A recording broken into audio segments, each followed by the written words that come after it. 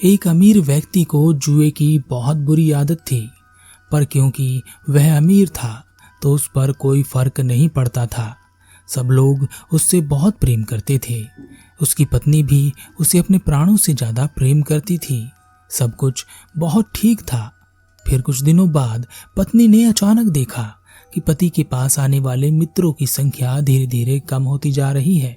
आखिरकार एक दिन पत्नी ने पूछ ही लिया, क्या बात है? पहले तुम अपने मित्रों से घिरे रहते थे और अब धीरे धीरे सब ने आना लगभग बंद ही कर दिया है और कुछ ही मित्र रह गए हैं। व्यक्ति ने कहा, मैं तो हैरान हूं कि यह लोग भी अभी तक मेरे पास क्यों आ रहे हैं। शायद इन्हें पता ही नहीं है कि मैं जुए में अपना सब कुछ हार चुका हूं। जिसको यह पता चल रहा है वह सब मुझे छोड़कर चले जा रहे हैं, पर मुझे किसी की परवाह नहीं है जब तक तुम मेरे साथ हो। इन सब का क्या, यह सब तो मतलबी लोग थे। पत्नी ने पति को बहुत ही टेढ़ी और गहरी नजरों से देखा और कहा, मेरे पिता ने तो पहले ही कहा था कि यह आदमी मेरे लायक नहीं है, एक दिन सब लुटा देगा। मैं ही अंधी थी जो उनकी बातों पर विश्वास ना किया। यह कहकर पत्नी भी अपना सामान बांधकर मायके चली गई। उस व्यक्ति को यह बात समझ नहीं आई कि जो प्रेम करती थी, जो कहती थी कि तुम्हारे बिना एक पल ना रह सकूंगी, तुम जब और जिस हाल में रखोगे रहूंगी, उसका प्रेम कहाँ चला गया? क्या सब झूठ था? जब पत्नी अपने घर चली गई तब धीरे धीरे सभी मित्रों, रिश्तेदारों, सगे संबंधियों को पता चल गया कि यह व्यक्ति जुए में सब कुछ हार बैठा है और अब इसके पास कुछ भी नहीं है। वह व्यक्ति अपने जिगरी मित्रों के पास गया, रिश्तेदारों के पास गया, सगे संबंधियों के पास गया, यह सोचकर कि उनकी मदद से वह अपने आप को खड़ा कर लेगा, परंतु किसी ने उसकी मदद नहीं की। उल्टा उससे कहा, तुम्हारे पास जो घर है हमें उसे बेच दो, 100-200 ज्यादा ही देंगे। व्यक्ति वापस घर आ गया। वह बहुत गहरी सोच में पड़ गया। उसने सोचा, क्या यह दुनिया केवल स्वार्थ पर चल रही है? प्रेम है ही नहीं, सब ढोंग करते हैं, सब नाटक रचाते हैं, कोई सच्चा नहीं है, सब झूठ से भरे हुए हैं। ऐसी दुनिया में रहकर क्या करना है? उस व्यक्ति ने सब लोगों को सूचना भेजी कि वह अपनी जिंदगी का आखिरी दांव खेलना चाहता है। इस दांव पर वह अपना घर लगाना चाहता है। उसका घर बहुत बड़ा और आलीशान था। सब उसका घर पाना चाहते थे तो सारे के सारे मित्र उसके पास वापस आ गए। साथ में पीछे पीछे सभी रिश्तेदार, सगे संबंधी भी आए। सब उसके घर को जीत लेना चाहते थे और उस रात उस व्यक्ति ने अपना सब कुछ वापस जीत लिया। और उसके जीतते ही वहां उपस्थित लोग कहने लगे, अरे हमें तो पहले से ही पता था, तू तो बादशाह है, बादशाह। तेरे जैसा बड़ा जुआरी न कभी हुआ है और न कभी होगा, तभी तो हमने तुम्हें अपना मित्र बनाया है। चलो एक बार फिर से दांव खेलते हैं। वह व्यक्ति हंसा, जोर से हंसा और सबको जाने के लिए कहा। सब चले गए और वह इतने बड़े घर में अकेला हंसता रहा। सुबह फिर से उसके पास चहल पहल दिखाई देने लगी। मित्र, रिश्तेदार, सगे संबंधी अपने संबंध सुधारने के लिए उसके पास आने लगे। उसकी पत्नी भी अपने बच्चे को लेकर वापस आ गई और कहा, मुझे विश्वास था तुम पर, तुम मुझे और अपने बच्चों को ऐसे नहीं छोड़ोगे, तुम जरूर कुछ कर सकोगे। हमारा प्रेम इतना कच्चा नहीं है कि इन छोटी मोटी बातों से टूट जाए। वह व्यक्ति बस मुस्कुराता ही रहा। उसे कुछ समझ में आ गया था। अगली सुबह उसने अपनी वसीयत अपनी पत्नी और बच्चे के नाम छोड़कर वह घर हमेशा के लिए छोड़ दिया। उसने एक गुरु के बारे में सुन रखा था। बहुत लंबी यात्रा करने के बाद, रेगिस्तान, पहाड़, घने जंगल पार करने के बाद आखिरकार वह उन गुरु के पास पहुंचा। गुरु ने उस व्यक्ति का गर्मजोशी से स्वागत किया। उस व्यक्ति ने गुरु से कहा, मैं इतनी दूर से आपके पास सिर्फ एक सवाल लेकर आया हूँ, क्या आप उत्तर देंगे? गुरु ने कहा, अपना प्रश्न पूछो, उत्तर तो तुम ही दोगे। व्यक्ति ने कहा, इस दुनिया में ऐसा कौन है जो सच्चा प्रेम करता है? अभी तक मुझे कोई मिला नहीं है जो सच्चा प्रेम करता हो। मैं उसको ढूंढ रहा हूँ जो सच्चा प्रेम कर सकता हो। गुरु मुस्कुराए और उस व्यक्ति को एक आम के पेड़ के पास लेकर गए वहां जाकर उन्होंने उस व्यक्ति से कहा, यह एक मीठे आम का पेड़ है। मैं चाहता हूं तुम इस पेड़ से एक फल तोड़ो और उसे खाकर बताओ कि वह कैसा है।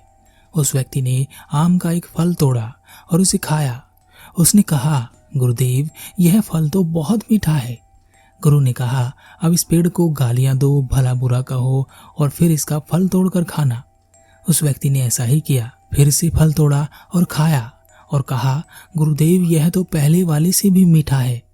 गुरु ने कहा, अब इस पेड़ की किसी भी डाली को काट दो और फिर उसका फल तोड़कर खाना। उस व्यक्ति ने फिर से ऐसा ही किया जैसा गुरु ने कहा था। उसने फल खाया और कहा, गुरुदेव, इस पेड़ के सारे फल मीठे हैं। आप मुझसे क्या कराना चाहते हैं, मैं समझ नहीं रहा। गुरु ने कहा, जिसके भीतर प्रेम भरा हो, मिठास भरी हो, वह हमेशा प्रेम ही बांटता है, मिठास ही बांटता है। जिसके पास जो होता है वही बांटता है। प्रेम बाहर की चीज नहीं होती, यह खुद के भीतर होनी चाहिए। तब लोग चाहे जैसे हों, इस पेड़ की तरह तुम्हारा प्रेम हमेशा बना रहेगा। तुम लोगों को दोष दे रहे हो कि उनका प्रेम सच्चा नहीं था। तुम्हारी पत्नी तुम्हें छोड़कर चली गई, तब क्या तुम्हारा प्रेम सच्चा है जो तुम उसे और अपने बच्चे को छोड़कर चले आए हो? जैसे तुम्हें बुरा लगता है वैसे ही सबको बुरा लगता है, और जब हमें बुरा लगता है तो उसका दोष हम दूसरों को देते हैं और अपने आप सच्चे बन जाते हैं, जबकि सच्चा प्रेम तो हमारे भीतर भी नहीं होता। क्या तुम इस पेड़ की तरह हो? उस व्यक्ति ने अपना सर नीचे झुका लिया और कहा, गुरुदेव, मुझे सच्चा प्रेम ढूंढना है, मुझे सच्चा ज्ञान चाहिए। अगले दिनों महीनों में वह व्यक्ति गुरु का एक समर्पित शिष्य बन गया। वह उत्सुकता से गुरु की शिक्षाओं को सुनता, उनके मार्गदर्शन में ध्यान करता, वास्तविकता और आत्मज्ञान के मार्ग के बारे में चर्चा करता। एक दिन वह व्यक्ति गुरु के पास पहुंचा। उसने गुरु से कहा, गुरुदेव, मैं लगन से अभ्यास कर रहा हूँ, मैं आपकी शिक्षाओं को आत्मसात कर रहा हूँ, लेकिन मैं अभी भी खोया हुआ रहता हूँ। मेरे भीतर बहुत सारे संदेह हैं, मैं अनिश्चितताओं से भरा पड़ा हूँ। क्या सही है, क्या गलत है, मुझे कुछ समझ नहीं आ रहा। कभी कभी तो मुझे आपकी शिक्षाओं पर भी शक होने लगता है। कभी ऐसा लगता है कि कहीं मैं अपना जीवन बर्बाद तो नहीं कर रहा हूँ। मुझे समझ नहीं आ रहा कि मैं इस आध्यात्मिक मार्ग पर आगे कैसे जा पाऊंगा।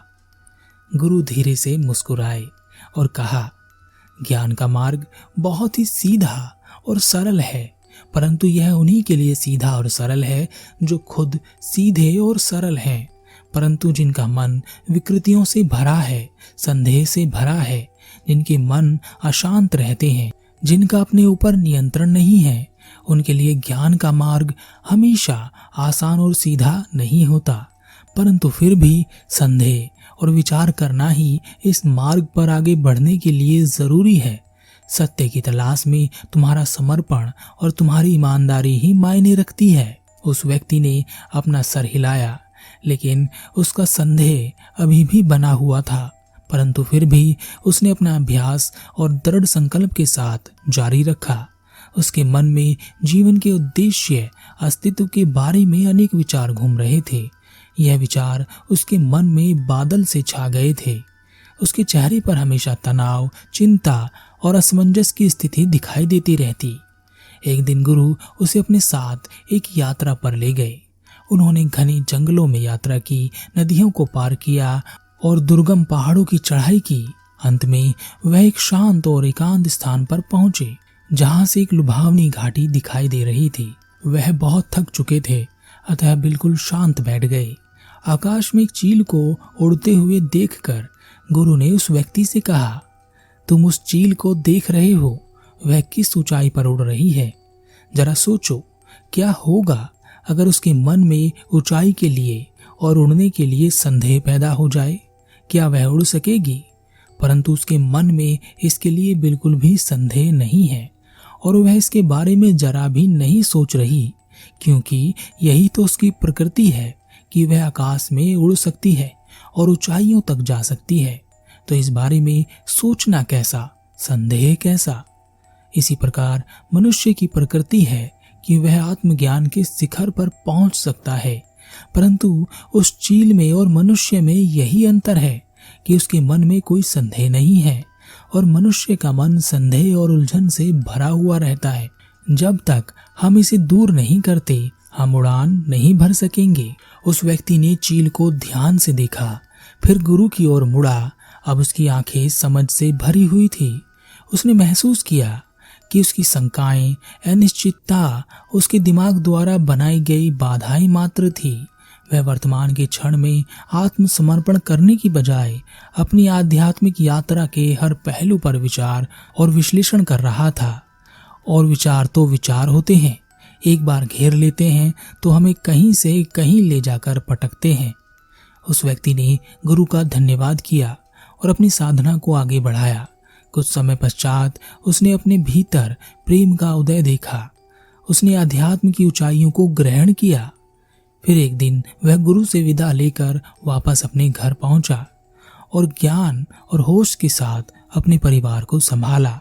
अब वह सबको प्रेम करता है, चाहे कोई उससे नफरत भी करता हो, तब भी उससे केवल प्रेम ही बरसता। हमारे जीवन में भी हमारे अलावा सभी गुनहगार हैं, दोषी हैं, सभी लालची और बुरे हैं, परंतु यह जितने भी ख्याल हमारे भीतर उठते हैं वास्तव में हम भी वही होते हैं। भले ही हमें पता ना चले, पर इस बारे में कभी दूसरों से पूछना या कभी उनकी बातें सुनना अपने बारे में, आप भी वही हैं जो दूसरे हैं, यही झूठ है। और जब यह झूठ हट जाता है तब सत्य प्रकट होता है।